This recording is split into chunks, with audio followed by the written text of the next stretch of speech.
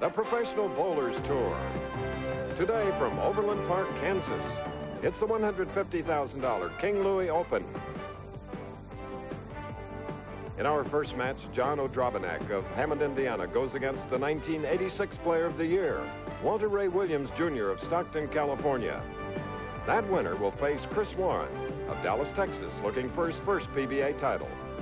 The semifinal match will feature left-hander Hugh Miller of Everett, Washington, and our tournament leader, the 17-year PBA veteran from Tustin, California, Butch Soper.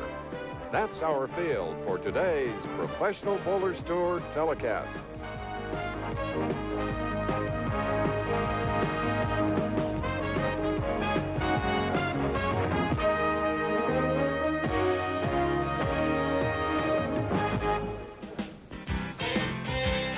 Yes, it's always good to see the impressive skyline of Kansas City.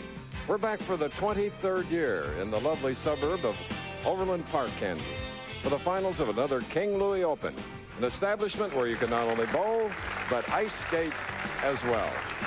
We're inside the bowling lanes, 32 of them, where many of the great bowlers have competed all week, going for the first prize in the $150,000 King Louie Open.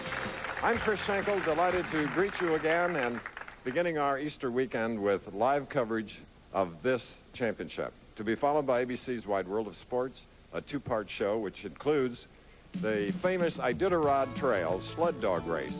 Men and women and men and women's best friend dogs traveling the distance here in the States equivalent to a journey from Minneapolis to Houston.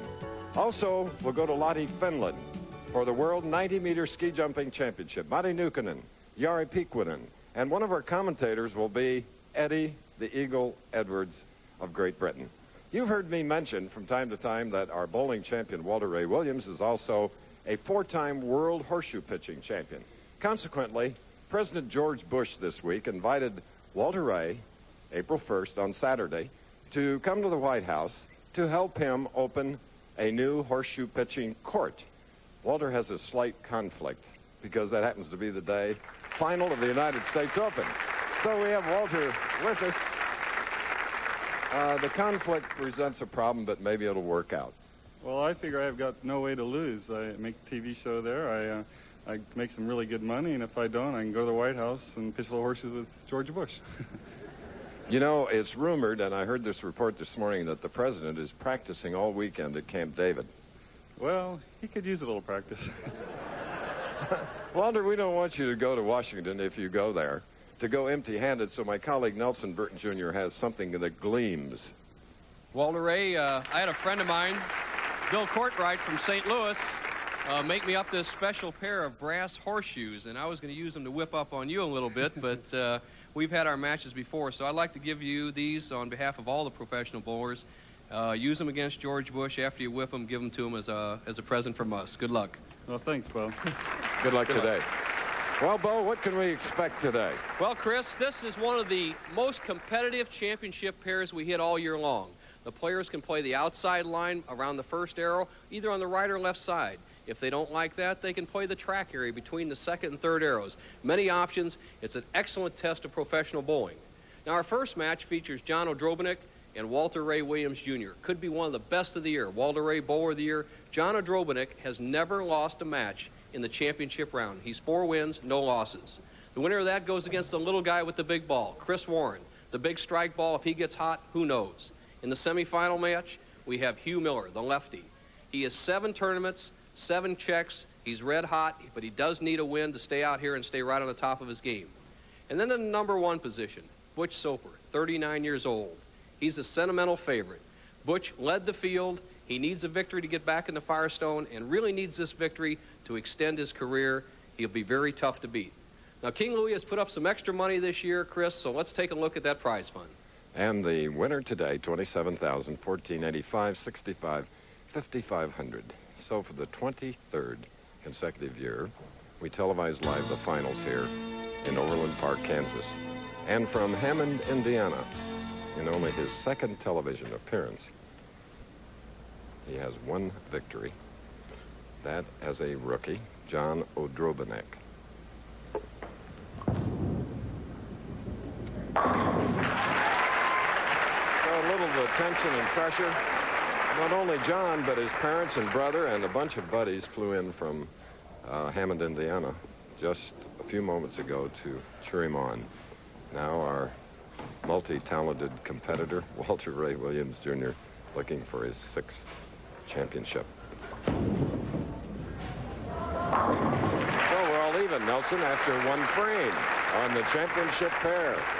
Chris, you're right, and as we see Walter Ray Williams, Jr., he's playing the extreme outside line. Let's look at his style, just a natural ability. He has that ball swing outside slightly. Look at that arm swing. Then he drives it back in under the left leg. You can see the extreme outside line we're talking about. Drobanek, on the other hand, is playing the track area between the 2nd and 3rd arrows. We'll see which player is most successful today. So a double by 29-year-old Walter Ray Williams, Stockton, California, in his 27th television appearance. We call him the Errol Flynn of professional bowling. Likeable 23-year-old youngest in the field, John O'Drobanek. Strike up, 2nd frame.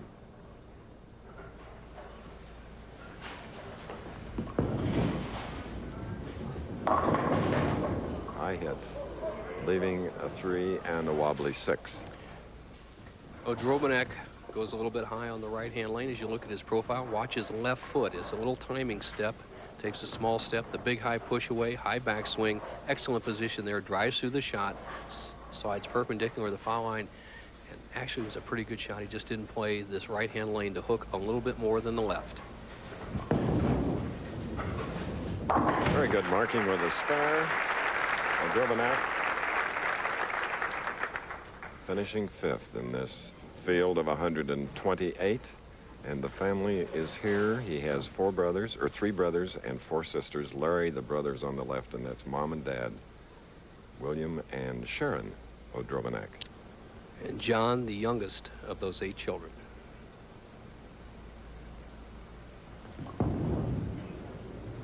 And a 10-pin on the left. Mommy and Daddy didn't like that, but that was a great quality shot by John. As I expected, both these players experience at the top of their game. Very cerebral players with enough experience to carry any match. It should go right to the end. And the interesting thing, O'Drobanek playing between the 2nd and 3rd arrows, the track or Warren area in the lane. Walter Ray Williams, Jr. playing around the 1st arrow, the smoother part. You just joined us, King Louie Open. The winner of our first game, which is underway, will meet Chris Warren, then Hugh Miller, a 4-time winner, and then Butch Soper. Walter Ray Williams, Jr., one of 7 children, so we have parents of 15 children out here competing.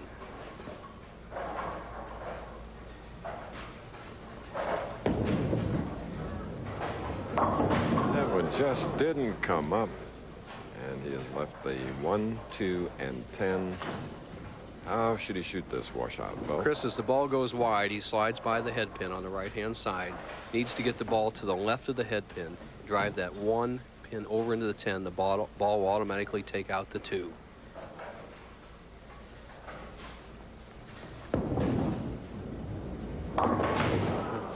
And there is a non-ringer for Walter Ray. An open frame coming early in our first game.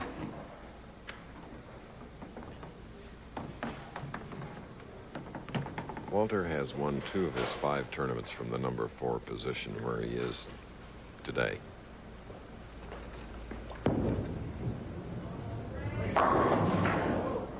And like John O'Drobanek, a 10-pin on the left leg. A little metal. Is that a horseshoe? Well, that could have been. Not really, Chris. You know, kind of broke the tension here in the bowling center. Walter Ray told me when I gave him those horseshoes he could use that to make spares instead of changing balls, and then all of a sudden somebody drops probably has a metal stick for replacing down pins. Okay, we're nearing the halfway point of our very first match from Overland Park, Kansas. O'Drobanek is leading by 4, and it's a happy Easter to all of you. A bountiful basket indeed. May you get 1 or 2. We seen all year long. Oil heavy in this area, the first 20 feet. A little lighter down here to 40 feet, then dry. And here's the options the players have. The right-handers can play right down the outside line like we see Walter Ray, or they can play in what we call the track area. See where my pencil is right now, that worn area between the second and third arrows, that'll work. And then we do have Hugh Miller, the left-hander, playing the extreme outside line, a versatile, great championship pair. Okay. Capacity crowd. It's been that way all week for this championship. And only the second time that John Odrobanek has been on our telecast. Has a title. He leads by 4. Spare working, 4th frame.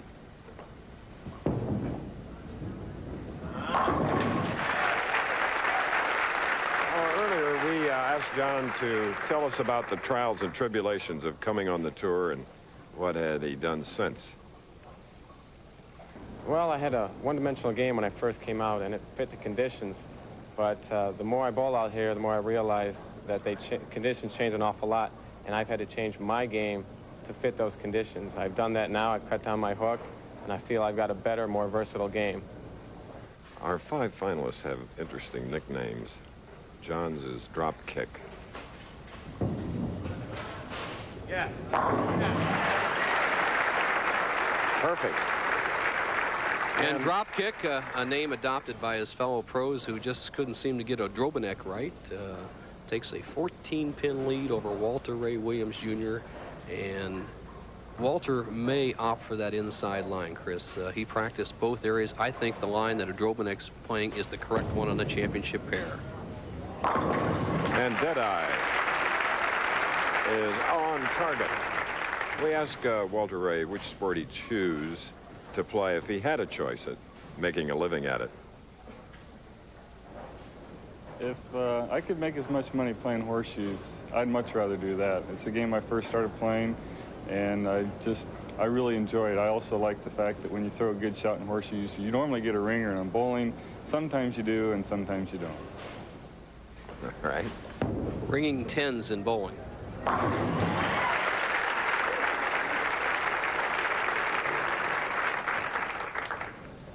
So the 1986 Player of the Year, Williams, can take it easy, and we'll watch Odrobanek, whose buddies came in from Hammond, Indiana, near the Chicago O'Hare Airport. There they are, 5 of them, and that's loyalty. That's for sure. Rooting John on to hopefully a victory. He's never lost in a championship round before. Oh! An 8. How could that happen? Solid 8. Odrobanek, you just cannot roll the ball any better than this. Watch the precision approach, the good inside swing, snaps that wrist, the good high follow-through. He's got to like it on the way down. And it's just what Walter Ray Williams Jr. was talking about. When you throw a perfect shot in horseshoes, it's a ringer, it counts. In bowling, that was what we have to almost say is a near-perfect shot. That's what you try for. Unfortunately, the solid 8.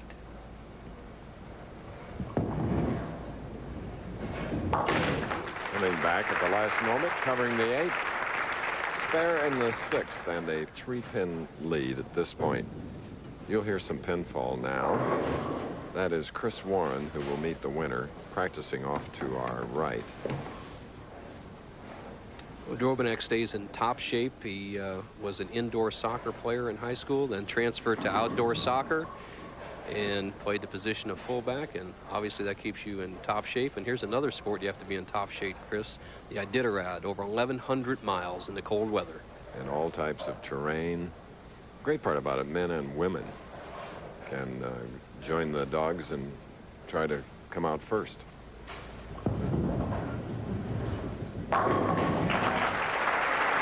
John won his only title in 1986, the Quaker State Open, Grand Prairie, Texas. Along the way, he defeated Mark Roth, Wayne Webb, and Marshall Holman. So he has tasted competition before. We'll be back. The West Lanes for the finals of the Open, the championship. And here's a man with a double up. A strike on this ball would give him the lead.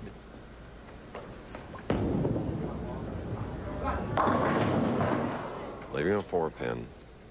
For the lead, Deadeye trying to be a little bit too accurate, shortened his backswing, got an overroll, and the ball drifted high by about a ½ inch. The 4-pin. Here you go. Watch the action of the 3rd pin on the left. 2-pin to the sideboard. Snaps out the 7. Leaves the 4. Deadeye will trail by just 4 pins through 7 frames. Walter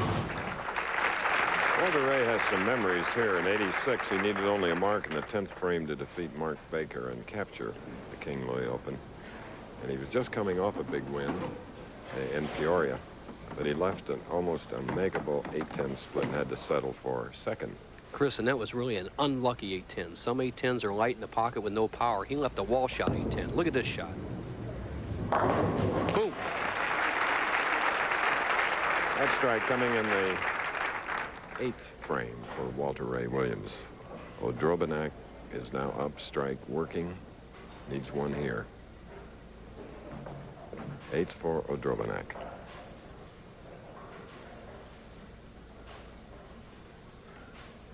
Very close competition this week. John had to defeat Ron Palumbi last night, final game, to make the telecast.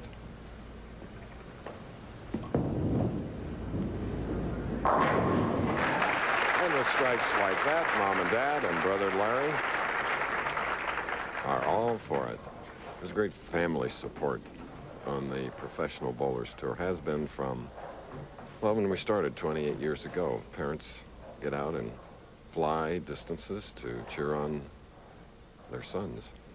And especially for the young guys, Chris, when they're competing against established stars, a guy like Odrobanak going against a Walter Ray Williams Jr., who is a former Player of the Year, can use a little family backing. And right now, with one more strike, he'd have a 24-pin lead.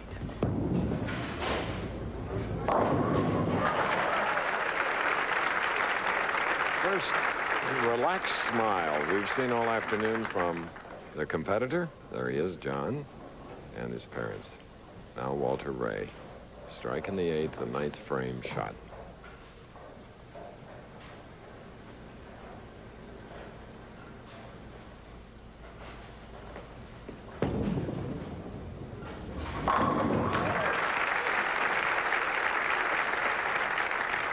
Walter's 2nd telecast this year in New Orleans, he finished in the final 2nd to Brian Voss. The moment of truth for both players coming up in this match. No matter what Walter Ray Williams Jr. does, he cannot shut out John Odrobanak. He trails by 14 pins, has a potential 234. Odrobanak a possible 248. This is to apply some pressure.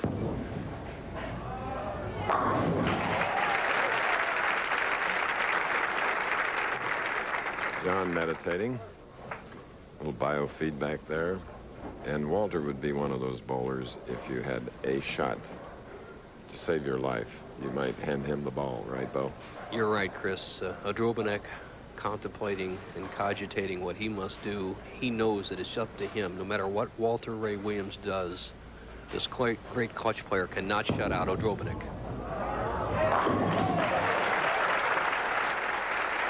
What a finish we're having here in our very first match. Not uncommon when you look at the man in the green shirt. This is for the lead. A strike here. He'll have a 6-pin lead.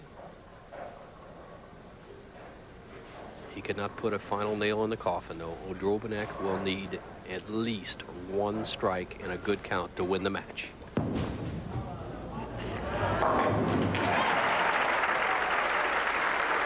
Finishing with 5 in a row, 9 strikes, 234. Now he has just said, now it's up to you, opponent. John Odrobanak has never lost a game in the championship round. And in order to keep that slate clean, he must strike on this ball.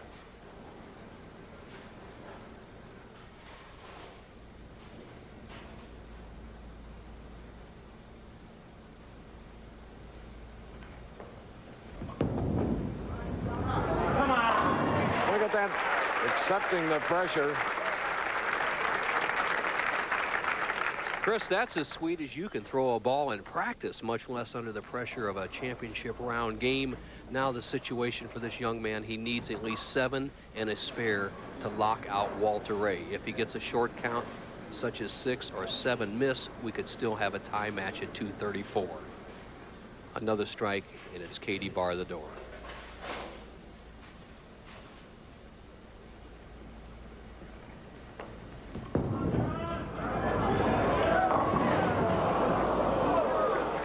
Oh, 3 standing. If he had left the 10-pin, he would have had to make the washout spare to tie the match at 234. Now he must make the 1, 2, and 4 pins to win by 1 pin and go on and meet young Chris Warren. If he only gets 2 of these pins, we would have a tie, initiating a 2-frame roll-off.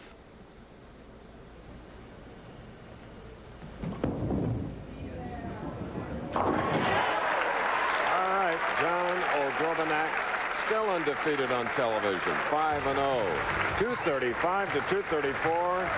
This will continue after this message and a word from our ABC station.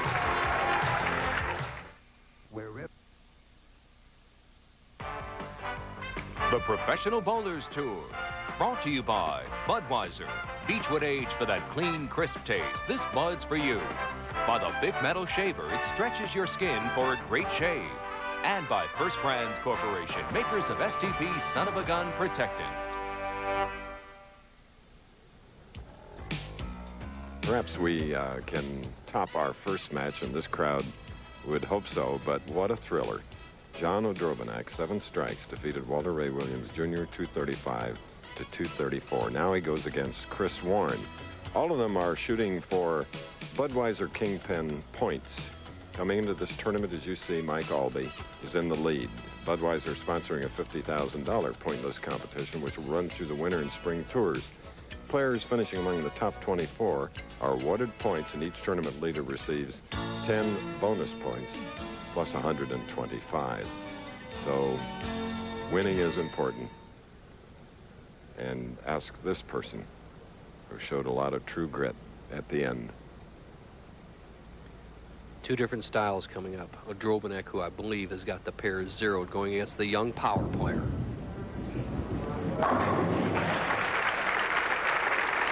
So John is 2 years younger than his opponent, Chris Warren from Dallas, Texas. But Chris can top him on something else. The smallest at 115 pounds. Watch the power.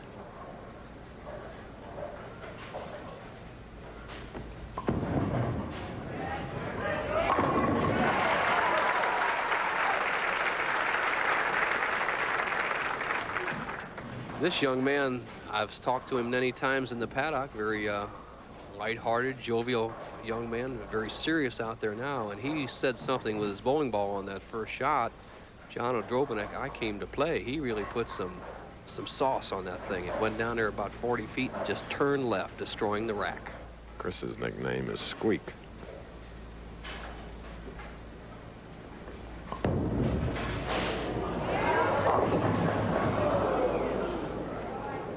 Well, a 2-8-10 is a sight to behold. You live by the power, you can die by the power. Watch how wide he sends this bowling ball. Larry Cam with this innovative new shot. Watch this. Looks like it's going in the channel. Sends out to the last board. Breaks too late. Leaves a 2-8-10. And I've never seen anybody even make this split, Chris. So like Walter Ray Williams, who had an open frame in his thrilling first match, losing to John O'Drobenak, Warren starts with an open in the second. Important for Drobenak to get his feet back underneath him. He kind of pulled the first shot and packed him straight back on 19. You can get away with that on the left-hand lane from the inside track line. But he needs to get a real big lead early against Chris Warren. John says, okay, wasn't a split.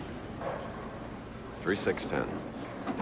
Remember the match we had of Mark Williams and Amuleto Monticelli tying in 259, Chris, in Merritt Island. It took something out of Amuleto Monticelli to be pressed that hard in an opening match. And we can see kind of a letdown here in John O'Drobenak, the first 2 shots. Hopefully he won't get too far behind. It'll be a tight match at the end. John appearing in our television finals, first time in 3 years.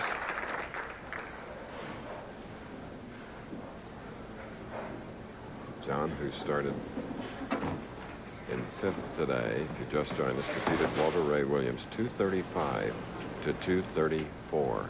There you see how John stood by round.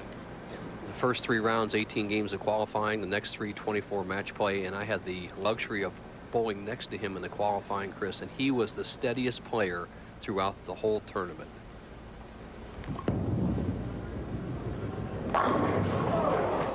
Ten-pin, and I have the pleasure of announcing that you finished 10th this week. You must be gunning for the U.S. Open next week, 100,000 to the winner, Bo. Well, it's not exactly peaking, but I did have a good week, Chris. Got a little practice in between the tournaments. Went out and practiced with Johnny Petraglia last Monday. I took a few tips from him, a little lesson from Petraglia, got my game straightened out, and maybe next week for the big money, we can have a good check. The defending champion of this event, Palmer Falgren, who finished 47th. We're sorry for that, but glad he's here keeping statistics again. Now Chris Warren standing in the middle of the lane, sending the ball out over the second arrow to almost the edge, depending on the power.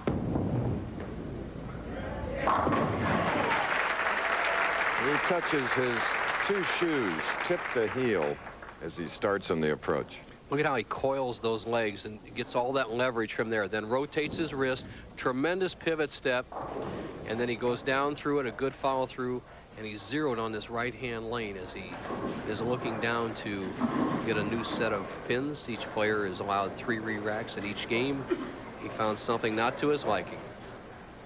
And next Saturday, the man who won the Triple Crown, the final leg of it last week, will be defending his United States Open Championship in Edmond, Oklahoma. Pete Weber. You see Chris Warren going very wide, and that's why I opted or liked the inside line that Odrobinek's playing. This championship pair has always had a history of rewarding the players who play the inside line. You see Chris Warren almost sending the ball off in the gutter. This comes back, leaves a difficult 6-pin spare, but going back, the track area has always been the best line to the pocket in this house. All right.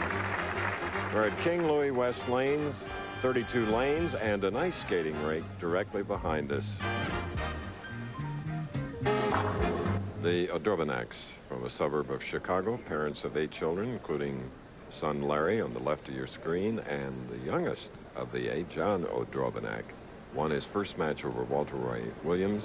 Seems to relish beating the big guys, the heavy hitters. 235 to 234, and now goes against Chris Warren, leads by 11. 4th frame, spare up. The footwork, 17 feet, the approach to the foul line, Odrobinek using the full measure.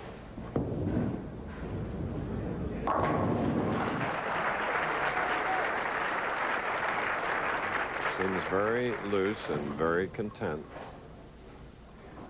This is the form that John has learned in the last 3 years that has allowed him to stay out here in the tour and compete among the best players. And you see this ball just smack this 5-pin right in the face. 1-3, there's the 5-pin, driving it over in the 4-7 zone. Odrobinek leads by 11 through 4 frames. Winner of this game will meet lefty Hugh Miller, Everett, Washington.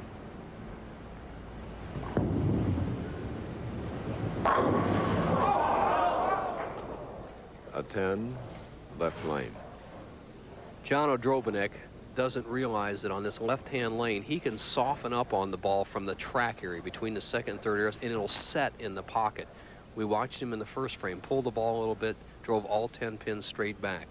And if he can realize it after leaving what we call that soft 10 there and get just the right touch, he could be really, really tough. 13 consecutive 200 games out of his 42. That's a great run in a tough condition.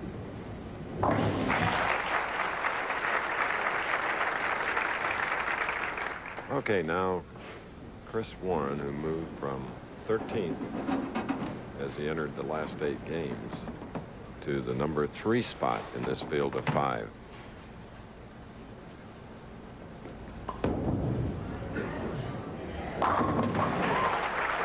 And earlier we had a chance to ask Chris, if he were not a pro bowler, what would he like to be? Well, if I wasn't a professional bowler on the tour, I'd probably be working as a junior engineer for some firm, or working for Bowling and Billiards Plaza Dallas, which is, I used to drill bowling balls before I came out on the road, and that's probably what I'd like to do, is still work in the bowling industry. Okay. Now he cuts the Odrobinac lead to 1. 1 pin and another tight one. And that big ball just cut the rack right in half. And a credit to this young man. He sent the ball almost in the gutter in the second frame, almost in the gutter in the fourth. Made the slight adjustment, trusted it out there again, and said, take that. The match is on. Through 5 frames, Drobinek only has a 1-pin lead.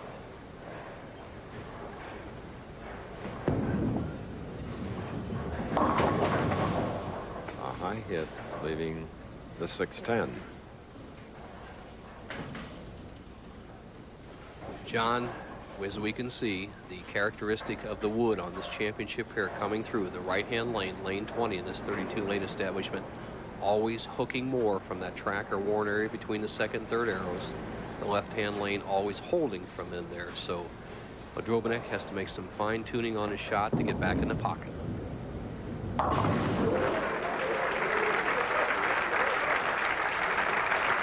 Taking a long look to see if the 10 went. It did. This young man, who has 1 year of college at Purdue University in Calumet, was a computer science and computer programming major, says that his goal is to go back to college and eventually get his degree after he spends a few years out on a tour. And that's not a bad idea, Chris. He can get some money, get some notoriety, get his feet under him, and eventually, as he's actually asking for a second re-rack, a second one in a row. He is allowed 3 in a row if he likes, but a maximum of 3 in a game. So, all right. Here you see the 1989 average leaders: Pete Weber over 220, Ferraro, and Hugh Miller, who will be bowling next here on our telecast. Great performances.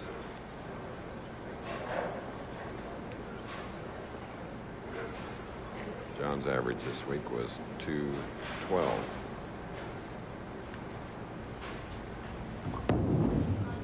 Come on. All right.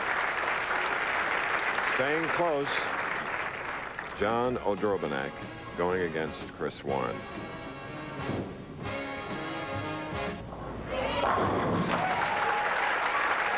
In an all-even match, Chris Warren in the 8th with a double. In the 7th, he left a 10, marked with a spare. Bowling through, since we're behind our 90-minute allotted time period, which can be caused by several things, one being a lot of spares and a slower pace as the pressure is on these live telecasts of our competitors. But we hope you understand. Try to keep you up to date. Strike up, 8th frame.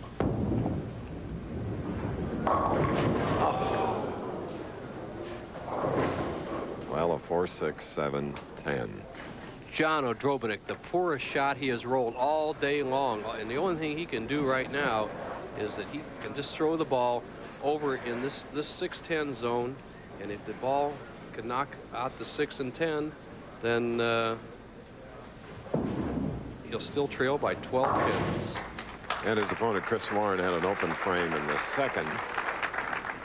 But it's getting late in our second match.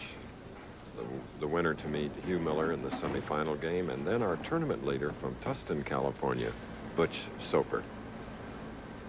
Odrobinac, with that disastrous open in the 8th frame, has a potential 203 game. Chris Warren going at a 197 pace, but it behooves Odrobinac to get a strike up here in the 9th for that foundation 10th.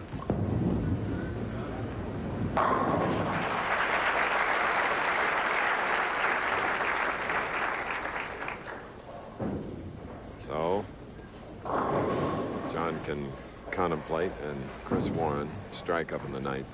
Rather, yes, strike in the 8th, shooting in the 9th. Big shot for Chris Warren. He likes this right-hand lane. He's struck on it every time, left a 10 pin on the one shot he didn't strike, and really put the hurts on Odrobinac here.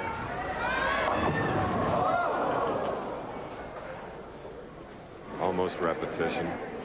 4-6-7 for Warren. The nice thing about Warren's, though, is he has only a 7-pin split instead of a 6-pin split. If he knocks over the 4 and 7 pins, he would still lead in the match by 2 pins, which is very, very important. So go for the 2 on the left. Fast feet caused this. He pulled the ball. He knew it. He says, please stop. Don't hook. Trouble.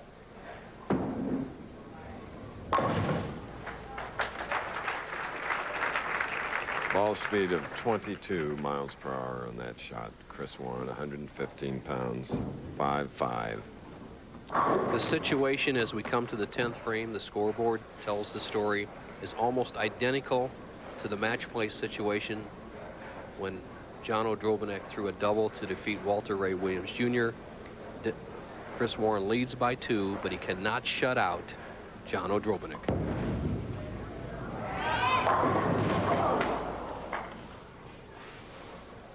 That's disgust. Can't blame him. No, excellent shot. Solid 10, but it seems like things happen like that after you make a major mistake in a pivotal situation. As Chris looks sideways as the scoreboard, the best he can do is 185. Odrobinek would need a strike to win in a good count.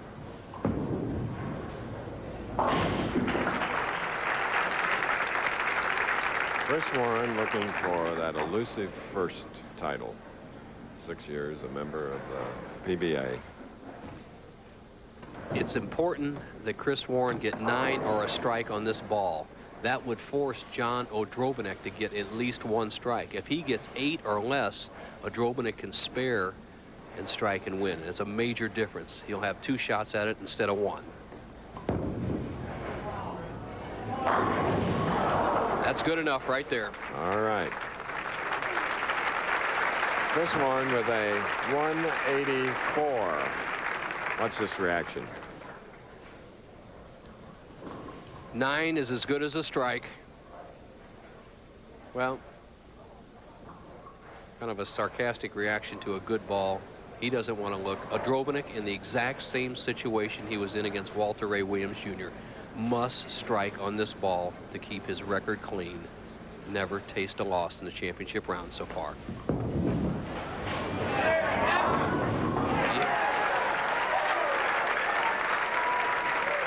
Very much in the hunt now, right down to the final shots as it was in the first game, which John won over Walter Ray Williams, 235-234. Slams the door with that strike. He just needs 2 pins on 2 balls. John Odrobinek, guarantee it, Chris, will throw the ball down the middle. Sarcastic smile. Unfortunately for that young man, you'll see him more.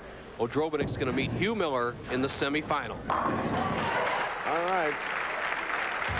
He wins in the number 5 position. John Odrobinek will give you his final, but we know that Hugh Miller is the next opponent. 234 now, 202, 184 with a total of 6 strikes. A left-hander moves in with 4 victories. Hugh Miller of Everett, Washington, to meet the 23-year-old Odrobinek. And next week, where the winner will get $100,000 in the $500,000 Seagram's Coolers United States Open, Boulevard Lanes, Edmond, Oklahoma, to be followed by the Fairlanes Open, Baltimore, $150,000 event. Look at that crowd taking a stretch now, getting ready for the semifinal game. Chris, the size of the field, only 128 players because we have just 32 lanes to accommodate them. Here's some of the other players. Mike Edwards looking sharp, heading towards his home ground. Brad Snell up there again. Ron Palumwe, the good-looking guy. Looking James 10. Miller. Oh, looking 10. Upset. David Husted, U.S. Open. Curtis Odom back there. The Green Machine, Wade Webb, Earl Zeman. Lawrence, watch that big ball. Dave Arnold, Todd Thompson back in there. Bank ball, hooking Bob Hanley. Randy Lightfoot stroking. Bob Benoit, the 300 men. Del Ballard, 2 victories this way. Ron Bell, Dave Sutar, the Hall of Famer, and Doug Johnson round out the top 24. There was 2 300 games, Odom and Peterson. Del Warren got the last cash spot, $1,250. And you're looking now at Hugh Miller, red slacks, 32 years old, 4 championships, 2 Quaker State titles, winning also in Tucson and Amarillo. What a wonderful break. What a wonderful shot. Watch the action of the head pin. It's going to the right sideboard. There it is. It's hanging in the channel, hanging in the channel. Here it comes. I'm coming back to help you. He left a lot of 7 pins during the tournament, but not today. Great start. And he's got to like this.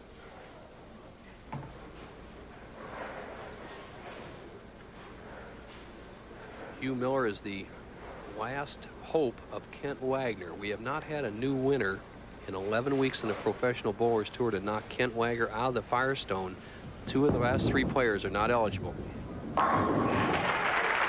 Impressive opening strike by O'Drobanak.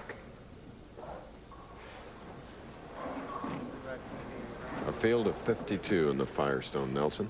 Right, Chris, and you have to be a new winner this year for one of these 2 players to win, to get into the finals field. O'Drobanak, although he won a couple of years back, hasn't won in 3 years. He needs to requalify. Our tournament leader has won 2 titles, and he hasn't won in a couple of years. He needs to requalify.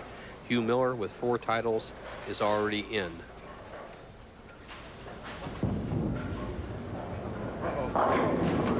And, of course, Walter Ray Williams, who was defeated by O'Drobanak. Walter Ray, who has won twice in Edmond, Oklahoma in the last couple of years. And here's a show tomorrow on ABC, 4:30 Eastern, 3:30 Central Pacific. Tim McCarver's World of Adventure. And Tim will be in the studio back in New York with Frank Gifford during Wide World of Sports, which follows. So, Tim, more adventures, some daring ones, too, believe me. Sounds like it should be very interesting. I won't miss that one. As you see the profile, 5-step delivery. Hugh Miller drops that left shoulder slightly, medium-high backswing, excellent position at the foul line, low knee bend, good follow through. He needed a strike to match the 2 that John O'Drobanak had started with. Unfortunately, leaves the 10 pin. And we mentioned Wide World. 2 parts today, the Iditarod Trail sled dog race. Lynn Swan and Sam Posey being the commentators there, whereas in Lahti, Finland, for the World 90-meter ski jumping championship. An event you covered, Chris, at the Olympics. One of the most daring events of all times. Mike Adamle, along with Greg Winsberger, who worked with us in Calgary, and Eddie the Eagle Edwards. You like that one. 3 left-handers made the final 24. There were 18 that started, and Hugh, of course, is the only one on the telecast. And looks forward to the summer to go to his grandmother's ranch just outside of Great Falls, Montana, to help with the wheat harvest. Big ranchers in that area. And here, the 18 games of qualifying. Columbia, an early leader. John O'Drobanak took over in rounds 2 and 3 after 18 games. Lawrence right to the top after 26. Then on the last day, Butch Soper was the dominant man. Down the lane. So the man that won his only title at the Quaker State Open, Forum Lanes in Grand Prairie, has a 3-bagger. I'll tell you what, the track has come into play. John O'Drobanak has made the necessary adjustments. He's reduced his speed on the left-hand lane 19 to let the ball settle in the pocket. He's made a move slightly to the left on the approach on 20 so that he doesn't go high. And when a good player is playing the track the proper way, he is very difficult to beat. I'll never forget my dad saying, if you play the lane incorrectly, it will always beat you. O'Drobanak is playing it correctly now. And John O'Drobanak has 4 in a row in his 3rd match of our telecast. Kansas City Royal Stadium empty now, but not for long. First Bo. Bob Palin, president of King Louie International. They have 5 manufacturing plants of clothes, jackets, and shirts, and 48 bowling centers spread throughout the Midwest. A great job this particular tournament, the 23rd year, hosted here at King Louie Overland Park. Now, Miller, 4th frame, trails by 30. And the reason being that his opponent, John O'Drobanak, has opened with 4 in a row. But Hugh now has a double. Will be shooting in the 5th frame of the semifinal game. The winner to meet tournament leader, Butch Soper. The strategy in this very tight semifinal match Hugh Miller very aggressive from the outside line, throwing both lanes about the same speed, 18 miles an hour, about the same line, the third or fourth board from the left-hand gutter. John Odrobinek playing the deep inside line, 15 miles an hour on 19, and he's at 17 miles an hour on 20. Hugh Miller opening his strike, marked with a spare, now a 3-bagger, but Odrobinek shooting in the 5th frame, 4 in a row. John Odrobinek went to Bishop Knoll High School in Hammond, Indiana, played on the soccer team, played on the tennis team, and played on the baseball team. A well-rounded athlete. Still likes to do a lot of bicycle riding and motorcycle riding in the summertime.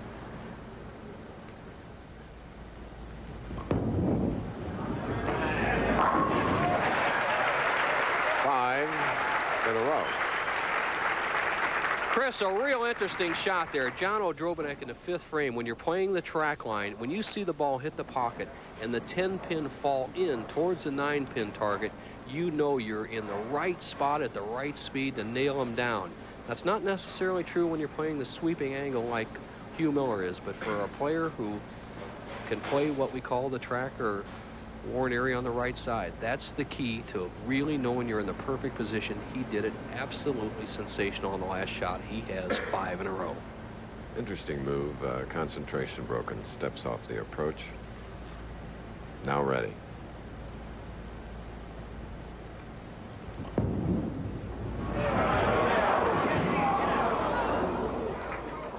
A 5-8. A little relief of pressure from the face of his mom, Sharon Odrobinek.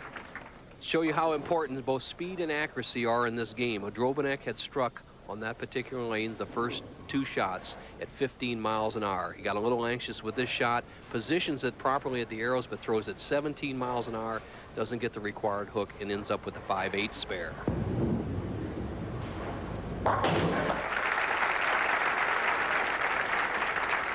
Odrobinek leading by 18. That can change here now with a strike for Hugh Miller.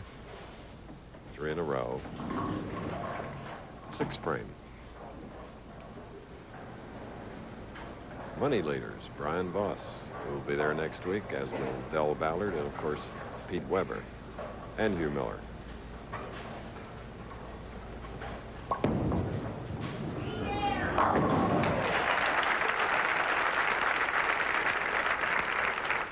Hugh Miller has come to play, and ironically, John Odrobinek, who has never tasted a loss in a championship round, he has 6 wins and no losses, is going against a man, Hugh Miller, that started his professional career the same way. Hugh Miller won his first 6 matches on the Professional Bowlers Tour before tasting 4 losses, and now it's Odrobinek who could have his string broken by this lefty to take the lead. Hugh Miller winning his first championship, Quaker State, in 1980, and now in the semifinal. We'll be back. U.S. Open next week on ABC's Pro Bowlers Tour. Back again at King Louie West Lanes. John Odrobinek with this shot. He leaves the 3-9-10 split in the 7th would have really opened the door for Hugh Miller. He converts it, stays in the match, only trails by 5 through 7 frames. The match is up for grabs. Here's the youngest in the field that has won 2 games already over Walter Ray Williams Jr. and Chris Warren, and now in the semifinal. And the winner here will go into the final game against Butch Soper.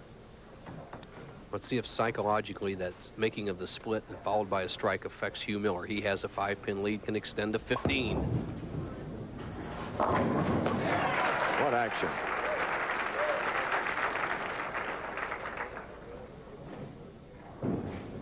What adjustments has he made this week to make the finals, we asked you? Well, the basic adjustment I made in my physical game was very minor. Just move back on the approach a couple inches, maybe change my hand position or my speed just slightly. The mental adjustment I made was just bear down, get down a little lower, make a little better quality shots, and if you do leave the 7 pins, don't let it bother you, because I'm bowling good, and I know they're going to fall sooner or later. Okay.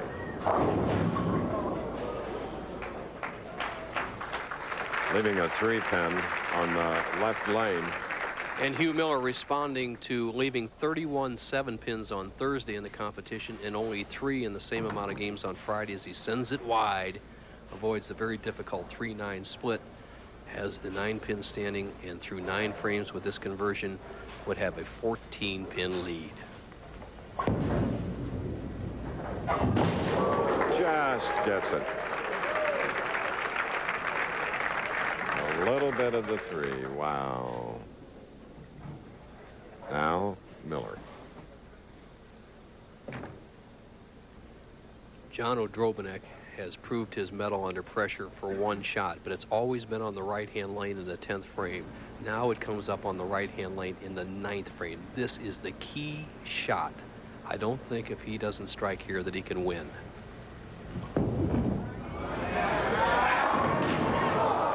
A 4.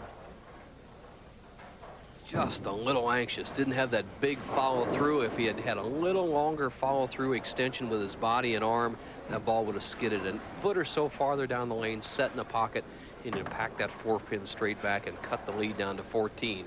But now he really has his back to the wall because Hugh Miller, the experienced veteran of 4 titles, doesn't give titles away. Odrobinek has to get a good break here to go on to the final.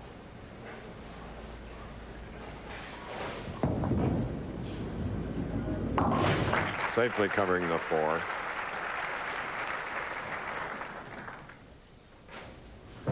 Odrobinek, a possible 245. 3 strikes in the 10th and 11th and 12th frames would finish 245. Hugh Miller going right now at a 249 pace. So the shoe's on the other foot for Odrobinek. He was the man who had a chance to not be shut out in the earlier matches. Right now, he can be shut out by Hugh Miller.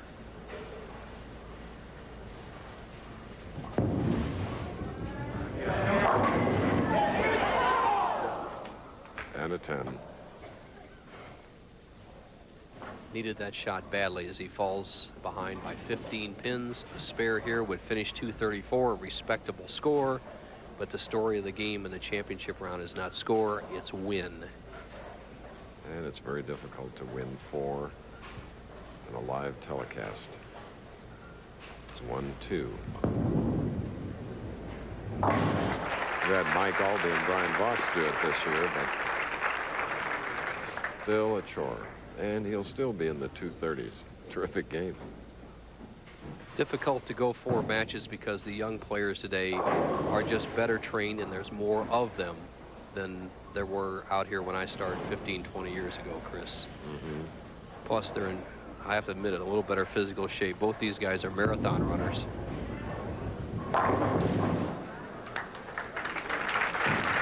And those pesky 10 pins, a 234 for Odrobinek.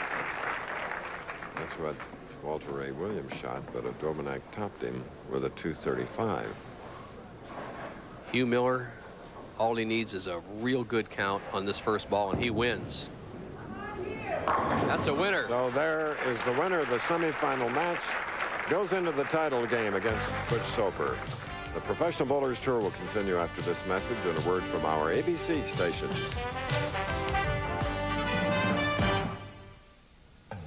I'm Frank Gifford, and coming up next on ABC's Wide World of Sports, an epic endurance test from Anchorage to Nome, Alaska, known as the Iditarod Trail Sled Dog Race. Defending champion Susan Butcher goes for her 4th straight title. Plus the World 90-meter Ski Jumping Championship, where ski jumper Eddie the Eagle Edwards of Calgary fame. Remember him? Well, Eddie's going to be our guest commentator. We'll also have our regular Athlete of the Week feature. It's all just ahead at 4:30 Eastern. Now back to more bowling and Chris Schenkel. All right, thank you very much, Frank. Our semifinal game has ended. Hugh Miller, the number 2 position, eliminated John Odrobinek 259 to 233, and now it's Miller against seasoned veteran Butch Soper. Chris Schenkel and Bo Burton here, and this final match is very important to both, but especially Soper. You're right, Chris. His career will just about end if he doesn't win this match. And as usual, we have our Ask Bo portion, and this week it comes from Thomas Finney of Oil City, Pennsylvania. It goes like this. Dear Bo, I'd like to know what happens in the championship round if one of the players gets injured or cannot continue. Now, the old rule was that if a player started a game, could not continue, he forfeited. If he could not start the game, an alternate would come in, that alternate being the loser of the previous match, like John Odrobanek would come in if one of these two players could not play in that, this final game. The new rule is simply this. If a player is injured or cannot compete, the game is forfeited. We just go to the next match. If you like to write me an Ask Bo question, write at this address.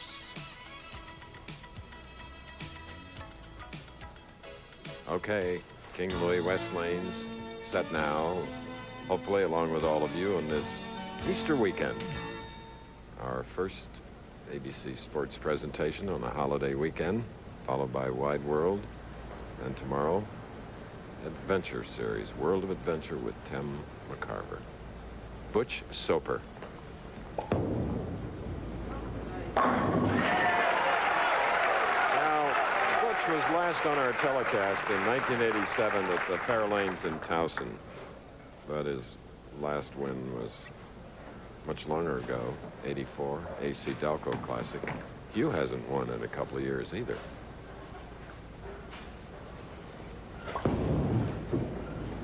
In fact, his last win was also 1984, so they have been struggling. Chris, the reason that Hugh Miller is in the Firestone Tournament Champions and Butch Soper not is by the most victories. Somewhat complicated scheme for getting in the Firestone Tournament Champions. Hugh with 4 victories is a lock-in player as long as he stays a touring pro. Butch Soper has to requalify.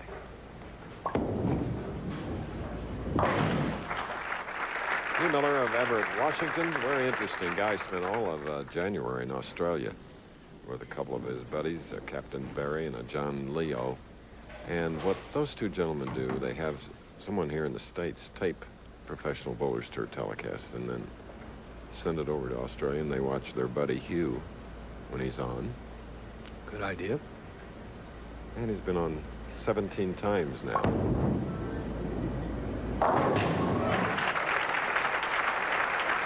Spare and a strike for Miller. Butch Soper, a veteran of the tour, 39 years old, 2 titles, an avid surfer. Used to spend many a day on Newport Beach. He said he gave up the big board for the knee boards. He said he's using a little bitty 3-foot 10-inch knee board, and he teaches surfing, especially to some of his fellow bowling competitors. Rob leaving a 10-pin. The 39-year-old from Tustin, California. The man nicknamed the Wild Stallion by the late Billy Whaley, who sat in this seat. Just all natural talent. Young guy at that time, drives through the shot, stiff-legged, pulls up at the line, keeps his head steady on the target, has terrific direction, great touch.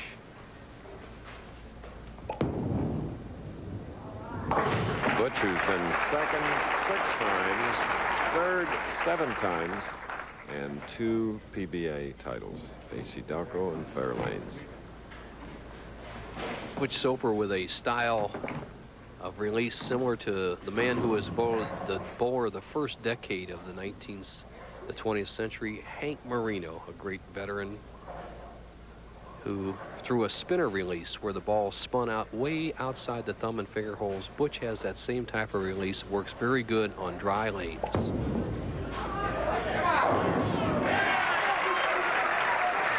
Open with a strike there.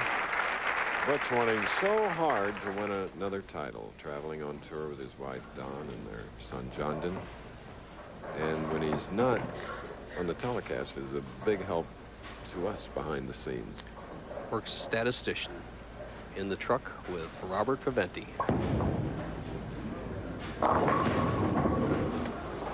Hugh with the 3-pin. Hugh Miller, aggressive, throwing a lot of strikes. 17 championship round appearances. As you see the extreme outside line that Hugh's playing. Good slide at the foul line, just too much ball speed.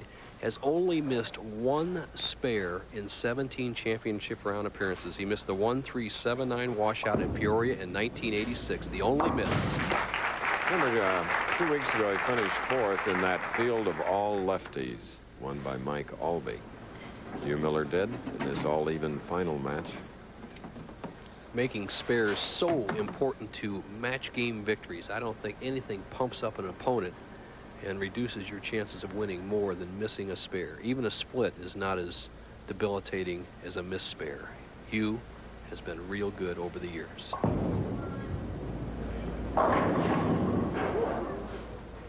Ten. An aggressive profile by Miller, who is in top physical shape. He has run a couple of marathons. He averages 8 miles a day in the off season, and before the tournament, the Budweiser Open that he made the championship round, Chris, he said he ran 3 miles just to loosen up.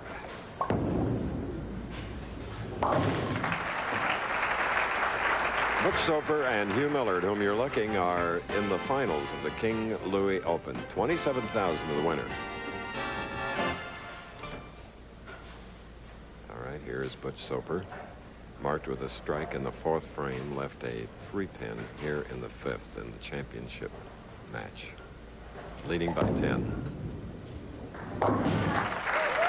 Bowling through, and again we repeat it because we're running behind our 90-minute time period. And I know it pains many viewers, pains me to even say it, because you'd like to show every frame, every shot.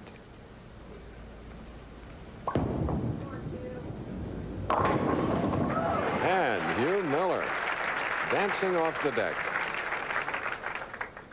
Hugh Miller has a great championship round record, and as you see his ball come in light, sending the head pin to the sideboard, knocking out the 5, 6, and 10. And in that championship round record, I don't think I've ever seen him look sharper. He has really only thrown a couple of shots that were right on the money, good consistent speed, and he's holding his form. He's taking the same free shot. He's hitting the foul line solid, not slipping off balance, and has a good follow through.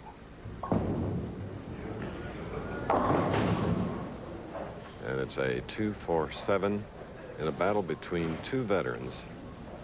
And you have to realize the persistence they have. Neither has won in 4 years. So to stay out here and needing to cash, wanting to cash, and trying for the title, it's dedication.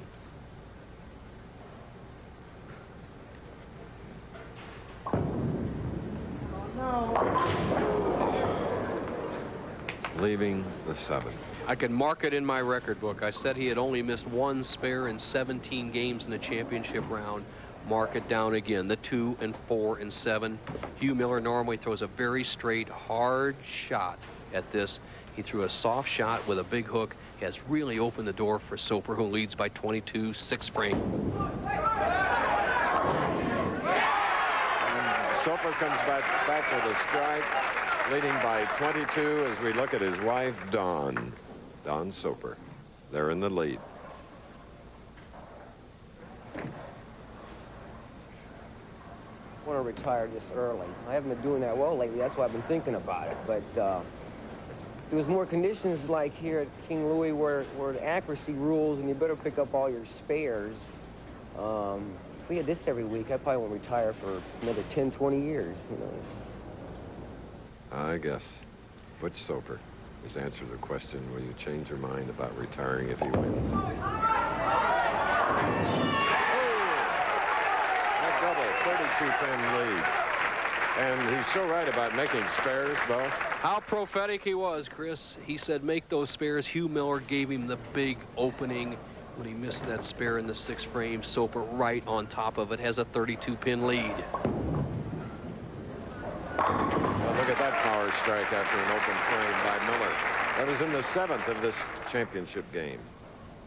For Hugh Miller, bowling against a determined, somewhat aging Butch Soper, he must strike on this ball. Soper will not give him this championship. Miller has to throw strikes. Big shot here, 8th frame.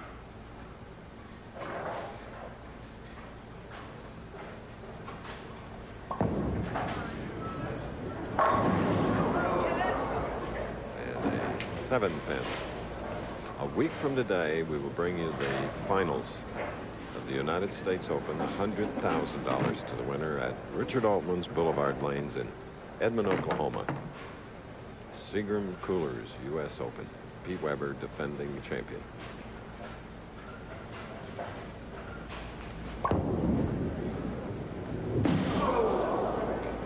And the lefty misses the 7th. Well, Hugh, I shouldn't have bragged on your spare making there, bud. You are in the tank right now. Butch Soper is going to put you away. You know you're in trouble, but it's going to end right here in 2 frames. Butch Soper is going to be the first new winner in 12 weeks on the PBA Tour, knock Kent Wagger out of the Firestone Tournament Champions, and all he has to do is perform right here. Just stay steady. Don't get too anxious.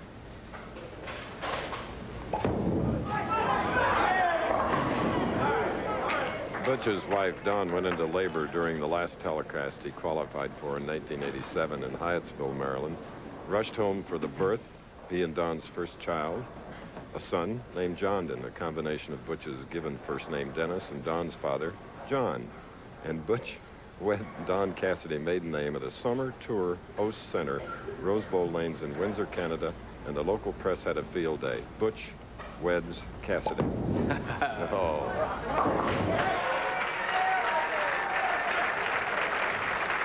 And this could be a very belated wedding present for 2 nice people. You're right, Chris. They are just wonderful people, as many other people on the Professional Bowlers Tour. But Butch is something special to all of us. He's been involved with us here at ABC for a number of years, and he's just a congenial, wonderful guy. And for him right now, as you see Dawn writhing her hands a little bit, Butch Soper needs 1 mark in 2 frames to lock up the title. This may be worse than labor for Dawn.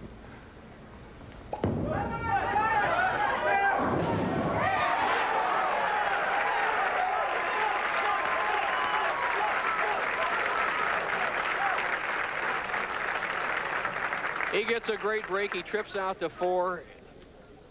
And you don't get to make many victory laps on the Professional Bowlers Tour. But Butch Soper is going to get one right here.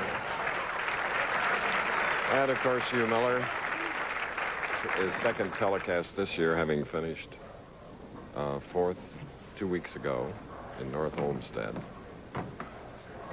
The gentleman Hugh Miller is, when Butch struck there in the 9th frame, he kind of congratulated Butch Soper on the victory. Soper locks it up, has a free frame on TV. Doesn't happen very often. And we had very, very close matches, and the man in blue, sigh of relief, has won his 3rd PBA title to go along with the AC Delco in 84 and the Fairlanes Open in 78. Butch Soper. Sports next. It's a happy sight, as usual, as Jondon Soper now makes his appearance to join his parents, Don and Butch. Well, I guess you won't retire now, will you? No, I'm not. I tell you what, makes me feel so good. I was struggling here and there and coming here and everything going right. I want to thank Bob from King Louie and everybody. And shoot, I got so many people to thank you wouldn't believe. You don't have to. We want to thank you for winning King Louie Open trophy and a check for $27,000 from the president of King Louie International, Bob Palin. Quick.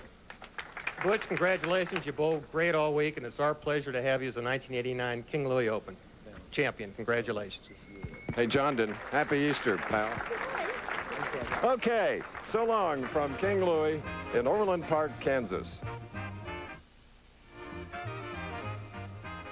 Coming up next on ABC's Wide World of Sports, it's the Iditarod Sled Dog Race, plus the World 90 Meter Ski Jumping Championship.